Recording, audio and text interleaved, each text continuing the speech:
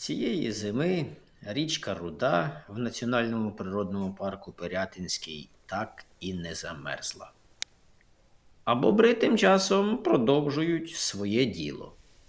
Поки очерети та рогіз не виросли, вони обгризають гілки з прибережних верб. Це не лише їжа, а й будматеріал для гребель. За дослідженнями науковців, греблі бобрів тримають третину перепаду вод на цій річці.